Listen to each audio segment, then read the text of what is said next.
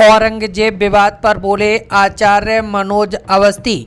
औरंगजेब कब्र पर विवाद बढ़ता जा रहा है। जहां राजनीतिक पार्टियों के नेता अपने अपने विचारों व्यक्त कर रहे हैं, वहीं इटावा पहुंचे आचार्य मनोज अवस्थी अंतर्राष्ट्रीय कथावाचक एवं समाज सुधारक ने औरंगजेब को लेकर क्या कुछ कहा है, आप भी सुनिए। जो देखिए, भारत राष्ट्र में जो भी लोग रह रहे हैं उनमें से किसी भी व्यक्ति के प्रति कोई द्वेष भाव किसी साधु का नहीं है, द्वेष भाव किसी सरकार का नहीं है।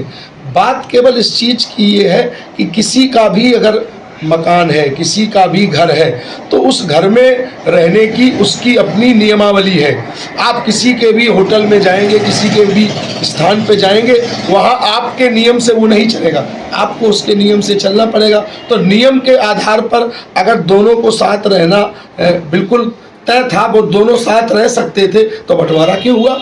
और अगर बंटवारा धर्म के ही आधार पे हुआ तो फिर आपको एक घर मिल गया, एक घर हमको मिल गया। अब आप कह रहे इसमें भी हमारा दावा है, ये कौन सी स्थिति है? फिर आपको इस घर में रहने के लिए मना भी नहीं किया जा रहा, तो आप इस घर के नियम कायदे से तो रहेंगे। अगर आपको अपने नियम कायदे से रहना तो आपको कौन रोक रहा? आप अपने घर में जाइए, सुकून से आप अपने नियम कायदे से अपने, लेकिन हमें अपने घर में अपने हिसाब से रहने दो। हमारे घर का शेड्यूल अलग है, आपके घर का शेड्यूल अलग है। बंटवारा हुआ क्यों? बंटवारा अगर हुआ तो इसी आधार पर हुआ कि नहीं हमें अपने धर्म की आज़ादी हो, हमें अपने धर्म की आज़ादी हो, बंटवारा हो गया। अब बंटवारे करने के बाद छोटा भाई कह रहा है कि नहीं बंटवारा तो हो गया, तो लेकिन रहेंगे हम बड़े भाई घर में, तो ठीक है बने रहिए, हम उसके लिए भी मना नहीं कर रहे, लेकिन इतना तो आपका ध्यान रहे कि बड़े भाई के हिसाब से ही तो रहना पड़ेगा।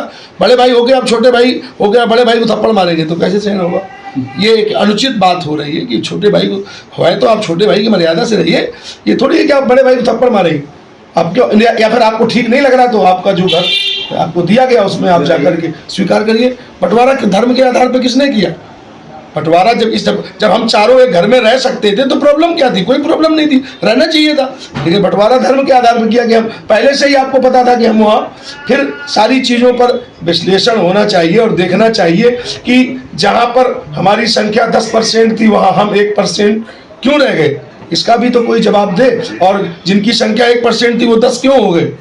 इसका मतलब है कि जिसको सुकून मिला, जिसको सुख मिला, जिसको उस आज़ादी मिली, वो आनंद से आगे बढ़ रहा है, जिसको प्रताड़ना झेलनी पड़ रही वो कमजोर होता चला जा रहा है।